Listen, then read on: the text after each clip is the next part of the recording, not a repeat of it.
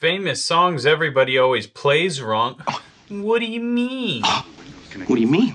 What do you mean? And maybe wrong isn't the right word. Actually, it is. You can only play the original recording one way. Let's say differently. These are riffs across time that guitar players and bands in general play slightly differently based on the makeup of the band and how you learned it, whether that's by ear or using tabs or watching somebody's hands. And I want to emphasize that these are subtle differences. This isn't like learning the intro to Black Dog just completely wrong.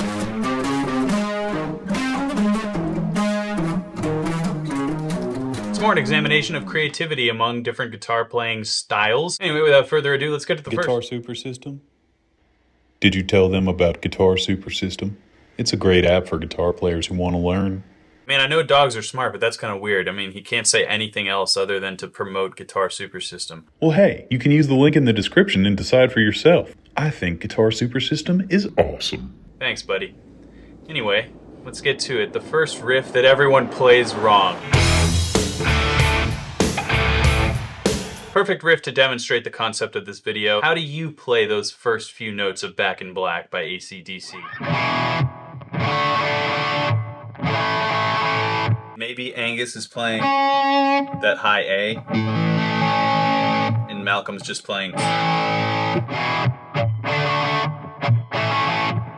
I think I initially learned this riff like this. Right there. The Foo Fighters guitar player, Pat Smear, plays this hybrid where he mirrors the bass.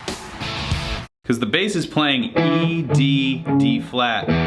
The guitar is playing E, D, A. So this is the major third, and what I see Pat Smear doing here is making this chord, which is a first inversion major triad. It contains the three notes in an A major triad. In this case, C sharp. Here's an E, here's an A. You can play these triads all across the guitar neck.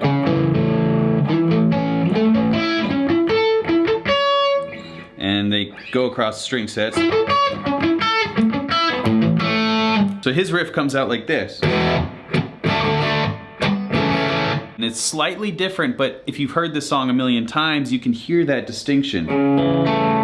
So now you understand what's going on here. Some real guitar nerd magnifying glass stuff with these famous riffs. Food for thought, make you think about them in a way you haven't before if you played them a certain way your whole life. I know sometimes I rediscover riffs when I learn them correctly or differently even. The next riff that everybody plays wrong, well, at some point we all played it wrong. And this is a Metallica riff. Maybe you learned it verbatim, but I didn't. I learned this whole riff with just power chords. This is how I used to play it.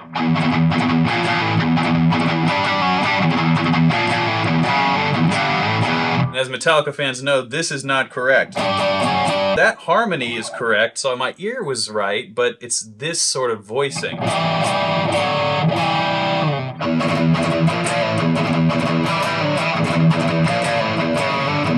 And I remember one of the most successful videos I ever made was when I went to the guitar store in North Dakota, in Fargo, and I made this video about songs that you can't play correctly. No,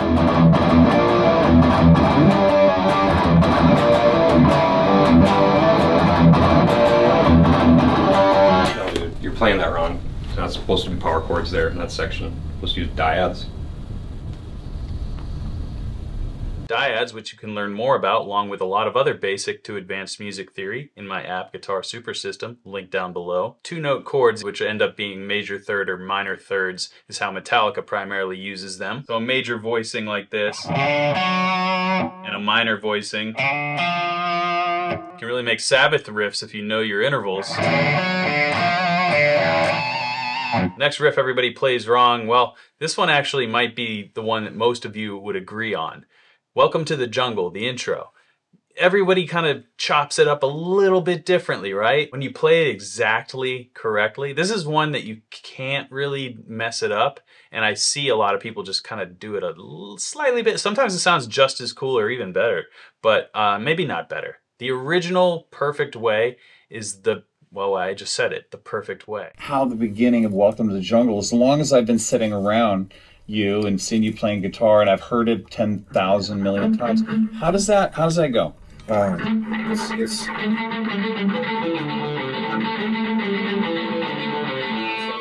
really There's an open E that I don't know. Oh, is that what it is? That's right. So he meant open B. That always confused me. I've seen this before, and it's not an open E, it's an open B. there's an open E that B slash. And in this case, it's B flat. He's down a half step. It's funny, I've always played it.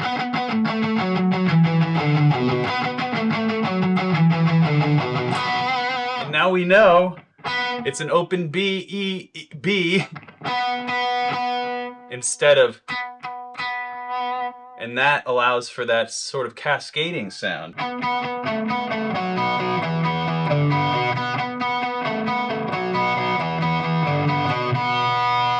I mean, that's really gives new meaning to the riff. Exactly what I said. Sometimes when you learn riffs exactly right, it just makes it feel so much better. That riff sounds cool just by itself, like slowed down like that, or of course, tempo.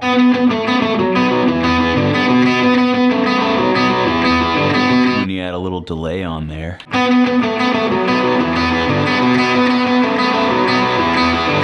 Such a slash riff too, like Sweet Child of Mine was just an exercise. This honestly is a great exercise for string skipping. The next song on our list is Voodoo Child by Jimi Hendrix. I feel like it's sort of a blues standard or a rock standard among guitar players. And as a result, guitar players and bands will play the refrain of the song slightly differently each time. That bass note that you can hear on the guitar.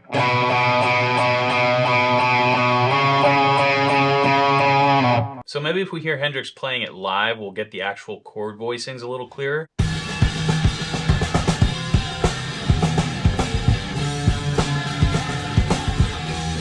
Okay, so that is different than the recording. It sounds like he's going all Hendrix chords, sharp nines.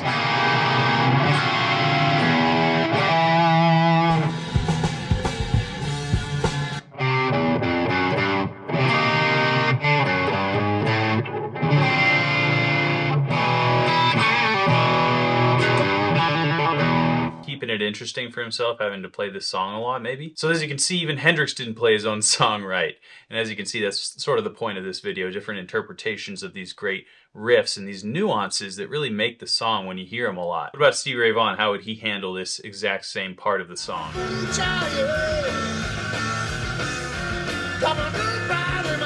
An interpretation, that was the Hendrix chord minus the sharp 9. So it was just like a root 3rd 7th. Which is a really popular shape that I've gone over multiple times on my channel and I use in Guitar Super System. So as you can see here, we have this C dominant 7th. We have all the essential notes, the root, the 3rd, and the flat 7. You don't really need the 5th in these sorts of chords. You can get by coloring the chord with just these intervals. That's the beauty of these root 3rd 7th voicings. Stevie's thinking about it like this. For example, I just learned the root note of Voodoo Child, so I knew it was C to D at this turnaround, but I always played it with this kind of suspended C. It just sounded more diatonic that way, more pleasant to my ears than... It didn't really fit for me, that harmony, so I always played it.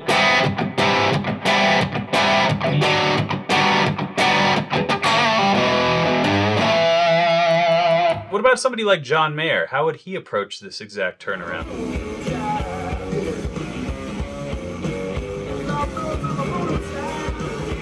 Well, there you go, Mayer throwing in the exact same motif to that turnaround that Hendrix did, just even more in the face.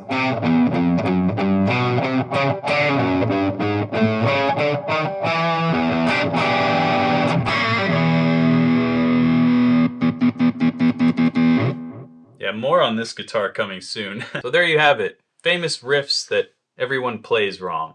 Well, at least I did. I hope you enjoyed this video, and for more music theory, lessons, tips, tricks, techniques, exercises, songwriting, and anything guitar related that you want to learn from me, check out Guitar Super System.